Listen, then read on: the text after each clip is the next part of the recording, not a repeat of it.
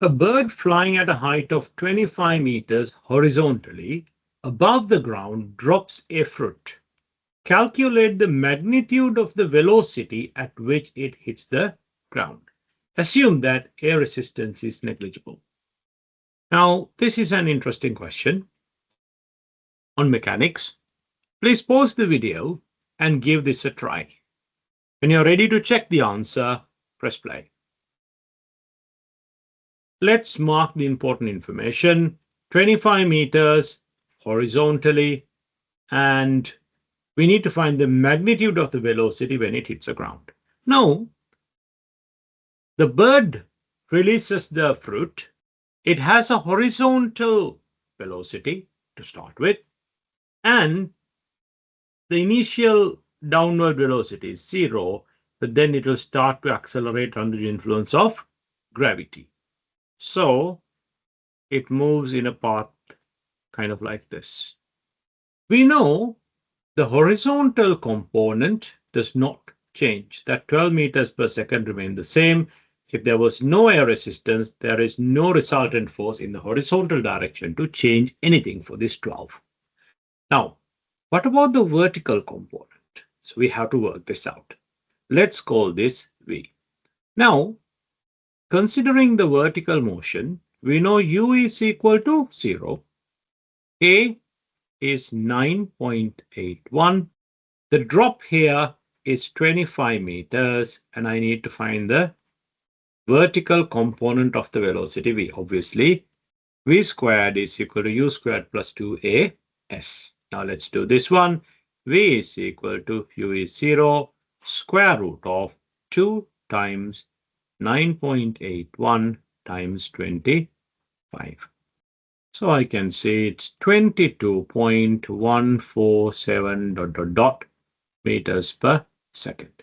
Now the question is the magnitude of the velocity. What they really mean by this is the resultant velocity.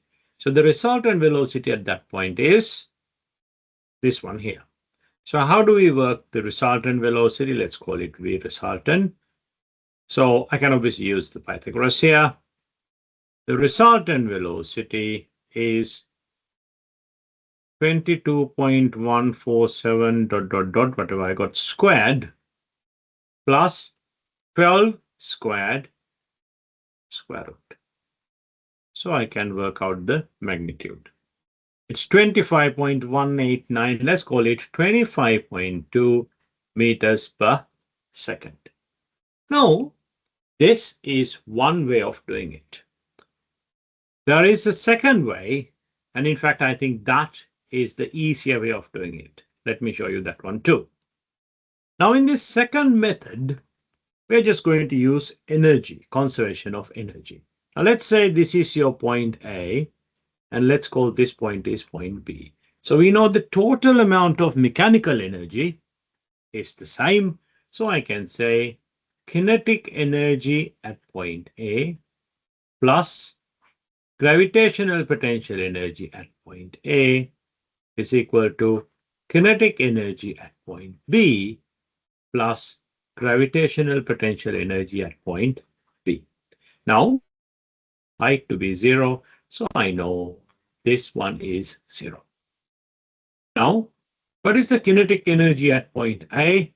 Half mv squared. So half m, I'm considering the fruit here, times by the speed is 12 because that's the speed of the bird, which is the same the speed of the fruit, plus GPE at A is mgh, m times 9.81 times by 25 is equal to kinetic energy at the bottom, that will be half mv squared, half m, the resultant velocity, we called it VR squared.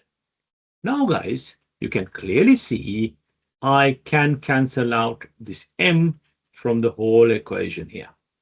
So all I need to do is half times 12 squared, add 9.81 multiplied by 25, and I'm going to times it by 2, because this division 2 becomes multiplication 2, and I'm going to root the answer, and I get exactly what I got earlier, 25.1892. So 25.2 meters per second. Now, the second method is much shorter. If you know exactly how to use it, you get exactly the same answer like method 1. You can use any one of these methods in the exam.